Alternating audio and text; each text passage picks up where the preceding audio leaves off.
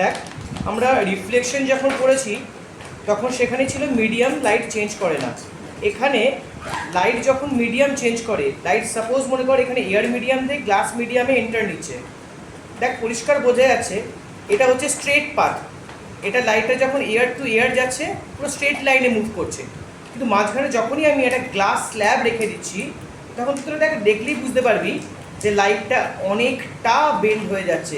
পরিষ্কার ওর পাথটা বোঝা যাচ্ছে লাইটটা বেন্ড হতে, বুঝতে পারছিস তোরা? মাঝখানে দেখ যেটুকুনি পাথ গ্লাসের মধ্যে দিয়ে যাচ্ছে সেই পার্টটা কিন্তু লাইট বেন্ড হচ্ছে।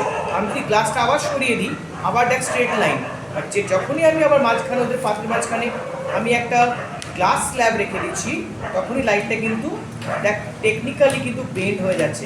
এই ইনসিডেন্সটাকে বলা হয় রিফ্র্যাকশন। মানে লাইট যখন এক মিডিয়াম থেকে অন্য মিডিয়ামে যায় তখন তার ডাইরেকশন চেঞ্জ হয়ে যায়।